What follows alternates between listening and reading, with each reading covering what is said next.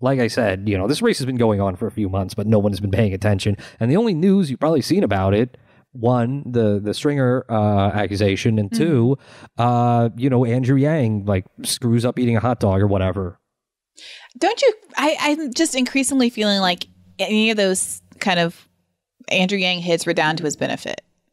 It's just 100% more name recognition. If I were trying to take down Andrew Yang, it wouldn't be by over focusing on the fact that he, his kid was allergic to his dog or whatever. Yeah, or that he was awkward on a call with people, which we covered on the show because it was really funny. But no, it doesn't, because it's just like, that's just like, he's just a relatable, awkward guy who... and who are the other people? I literally don't know the names of the other people, but you just keep screaming Andrew Yang, Andrew Yang, Andrew Yang on the cover of the New York Post. So guess I'll write in Andrew Yang. Well, this one, this panel made me feel a lot stronger about New York politics and our ability to... dive into it. And, as we near the home stretch of this race, it would be nice to get some of these candidates on the show. So let's put out an open invitation to the candidates. Come on, bad faith. Face the tough questions. If you don't, you're a fucking coward. Yeah, you should all, well, not yet of that, but you should all go on Twitter and at the candidates to go on Bad Faith Podcast. And that is absolutely not harassment. It's a gentle invitation to come on Bad Faith Podcast and make themselves known and increase their name recognition. Because if they don't, it's a Yangtown. As we pointed out, the left is splintered in this race. Right now with Stringer's campaign imploding, it's between Wiley and Morales about who's going to give. Is it imploding? Is there any polling on how the allegation is affecting him? I don't want to say that he's toast, but it's like endorsements are pulling out, and his campaign was not doing great before this. But it was. He was tied for second with Adams. At the top, a few months ago, I would say before Yang's entry, he was doing decently, but his poll numbers have been steadily going down since then. And there's been, and I think it's Wiley and Morales coming up that have been eating into his first preference. Wait. When is what poll are you looking at? Because there's been a lot of polls, and maybe I'm looking at the wrong one. But the one I looked at, Morales, Wiley, all of them were in single digits. Yang was 1, and then Adams and Stringer were neck and neck for 3.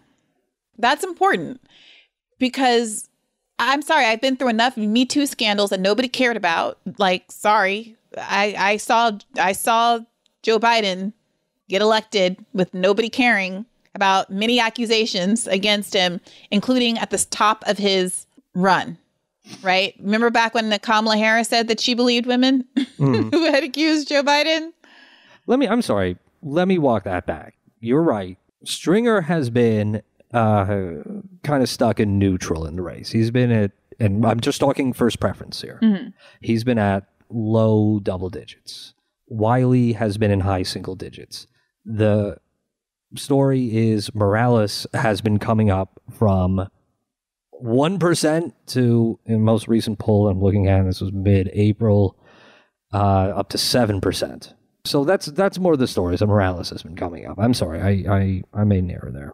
Yeah, no worries. But I think that's important only because, the same way that the scandals against Yang don't tell the story of how well he's doing, I think that people are scandal proof in a significant way. And who knows, there might even be some name recognition value off of everyone talking about Stringer. Stringer, it's in my head. I guess he's one of the main guys, I think, as I fill out my ballot without really realizing why it is that we're talking about him. Or frankly, maybe I'm introduced to him through the scandal, and as someone who feels like Me Too has gone too far, I even feel more sympathy for him. So I don't know. We don't know how these things go, but I feel not super positive or, bullish on people in single digits. Yeah, Morales is coming up in the race. I don't know what the fallout is going to be because it's a story that just broke. And some of the institutional support is pulling away from Stringer. Yang has been polling in like mid-20s, low mid-20s since he joined the race. And he's, like we were talking about, this is a ranked choice voting, which means a lot of people are going to be putting Yang as like 2, 3 because they hear he's a nice guy and that's it. Nothing's really stuck to him so far, which is why he's very well positioned to win this thing. Yeah. And I think there is an argument to be made that in spite of the fact that ranked choice voting is supposed to eliminate this problem of vote splitting, that when you have the 3 leftish candidates, Wiley, Morales, and Stringer, all kind of polling in the same neighborhood, it's hard for anyone to like gain the actual momentum they need to win the race. To actually go into the final stretch when actually most people, and not just weirdos with podcasts who listen to podcasts, are going to be paying attention. I did see that Yang was doing a bunch of joint events with candidates. I think Garcia was one of them. And he was asked by a reporter, why are you doing events with her? And he said, well, she would be my second choice or my third choice, whatever. He said he was on his ballot. And my immediate thought was, oh, he's just doing joint events with people who aren't polling very well to make sure that whatever happens, the people who, whoever's put second and third with him or even first with him on the ballot are never going to edge him out. He's not going to do an event with Stringer. It's smart. It's canny. I think he's running a smart campaign, and that's not to necessarily praise his policies, which have been across the map, and there have been some very good left criticism of Mr. Yang. Read some, and some have been delivered just now on this show, which is why, again, would relish the opportunity for Mr. Yang to come back on Bad Faith, talk about some of these criticisms. He should. He's been very game in the past. Along with Ms. Wiley, Ms. Morales, and Mr. Stringer. As for the others, I mean, Christ, I can... pretty bad. So I want to draw your attention to this. You might have seen this clip. I was gonna play it for the panel, but we ran out of time. So I just want to play it for you. We'll see if it's funny.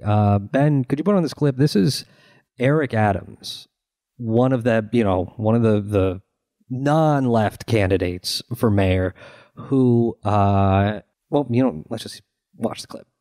I'm New York State Senator Eric Adams, and for 22 years I wore a bulletproof vest. Please come and join me inside my house.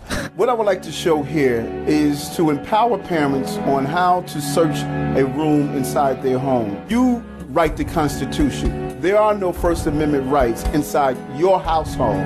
So by periodically sending a message to your home that there are no rooms off limits, you don't believe in locked doors, your house is open to inspection, but you always have to inspect what you expect. You can look in a jewelry box of this nature, maybe a simple jewelry box, but if you look through it closely, you don't know what your child may be hiding. For instance, a gun could be hidden, a small caliber weapon could be hidden inside a jewelry box. When your child brings in his popular knapsack with many different locations, look through it to see what exactly is your child carrying in addition to a book. Something simple as a crack pipe, a used crack pipe. Could he have found it on the street? That's quite possible.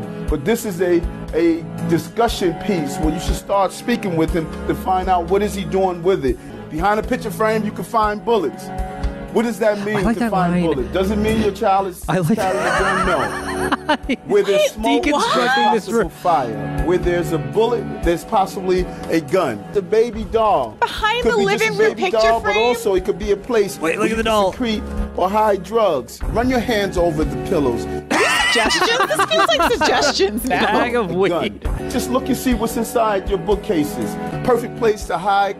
I like this is plainly not a child's room. There are no First Amendment rights in your home. Yeah, it's his office. You have it's his home office. And obligation to protect the members of your household. The person who posted this on Twitter said this was not edited in either way. All those weird cuts and that weird soundtrack is from a video that his office put out. Eric Adams was a cop. I can see that. You can see that. He wore that white bulletproof vest for how many years? Yeah, he wasn't just wearing that because he's a coward. He was a cop. I love that one line that's this kid might have a crack pipe. Might have found it on the street, which it sounds like very like what cops say in an interrogation. It's a discussion piece. You probably just found that, right? Just say that's yours. Just say you found it. It's fine.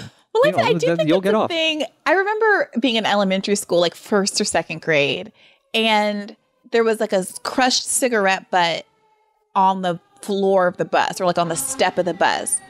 And I remember, I don't know why. I've never talked about this before. I picked it up. It felt like flirting with danger. I felt like some weird rebellious streak said, oh my God, it's a cigarette. I can touch it. Let me just touch it. And I remember picking it up. And when I went to get off the bus, I became so panicked that somehow my mom and dad would find it on my person that I like flung it in the sidewalk before I went into the house. But I do think there's this weird urge that kids will have to like take stuff home off the ground. To collect things and, put them in jewelry box or, behind the just have a Ziploc bag full of weed and put in a doll or something like that. I love it's just like the most like cop voice, cop logic shit in that video, which is the essence of it is, items that can contain things, they can contain things. But also, it's just bullets sitting behind a picture frame. Like, bullets roll. It's like, how you keep a stash of batteries because you're supposed to all throw them out at one time in a special environmentally friendly way, but you never do. So you just have this enormous stash of batteries in your house. And they roll everywhere and they're impossible to keep track of.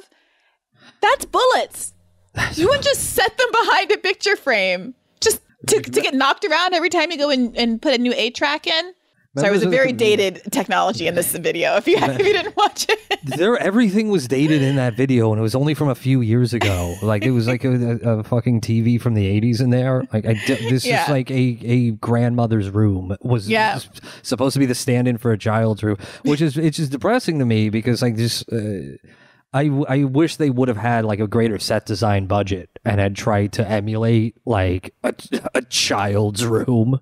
So Eric, he's bowling number 2. And you also have Ray McGuire, who's also black, and he's a Wall Street guy. And he's like leading the pack in terms of fundraising. Yeah. He's fundraising for all his sicko Wall Street friends. He's not doing the matching funds. He's, to my knowledge, no. But that actually benefits everyone because everyone else does the matching funds. And if somebody's raising more than the limit, then that raises everyone else's limit. So... yeah, those are those little ins and outs of the race. And then you have Sean Donovan, who was head of HUD under Obama. He's white, but he's friends with Obama. So honestly, that just makes Yang make more sense. It's right. I mean, if you look at the non-left candidates, like Yang looks like a better and better proposition. Can we keep De Blasio like when you look at the field? Honestly, I mean, Bloomberg did it. What, De Blasio, like, you can't do that? You should have just done the same thing. Right. Should have done it and avoided all this friggin' trouble. So, just wanted to show you that weird video. Had you seen that? I saw people talking about it, but I did not click on it. I'm glad that you introduced me to who's probably going to be the next mayor of New York, unless everybody votes for Andrew Yang. This is why we need to get Yang on the show, because we need him to sit down and like make some promises. We just have to get him on the record right now, so he's not just like going up to just random like groups of powerful people and saying, "Oh yeah, I'll do that. Oh yeah, sure. Yep, you got it. Yeah, okay, kicking out all the street vendors. Yep." Yeah, I mean, we've obviously been talking a lot about people who want to create influence with squad members. As two people who have Yang's phone number, I promise you that if he's the mayor of New York, we will only push him and not try to preserve our access to texting him. Hang on, you have his? I do not have his number. I'm not on texting terms with Yang. All right. Yeah, remember when I went on his podcast and he suggested that he replaced you as co-host? Yes, I remember. Oh, how could I forget this, Briahna? Yeah, we have a special relationship.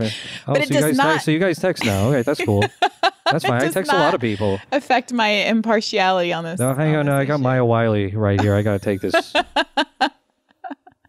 I do hope she comes on. She's the only other candidate that I've met. We were on a panel together at Politicon during the campaign. And, it feels like there's a real lane for her to occupy, and it's frustrating. It's confusing, I should say, as to why she doesn't.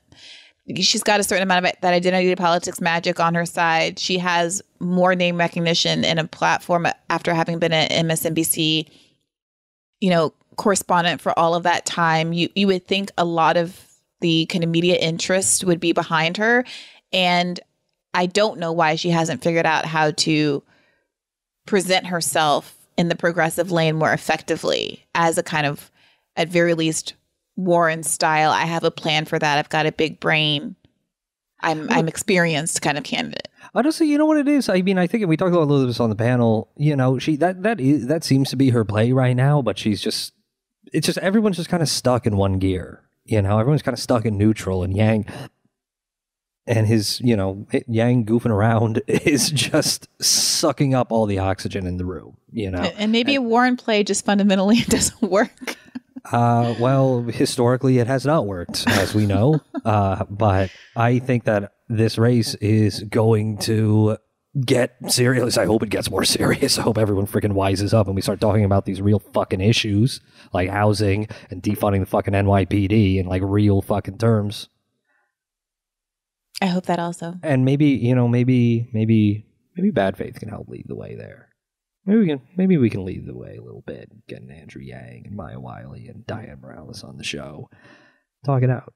Yeah. That's what this is. It's a space to talk it out. Safe space. So yeah, if you want that to happen, you know, politely, tell them go on Bad Faith. Why don't you go? Why are you dodging Bad Faith? Well, actually, no, don't. But if they actually are dodging Bad Faith, then yes, I'd say.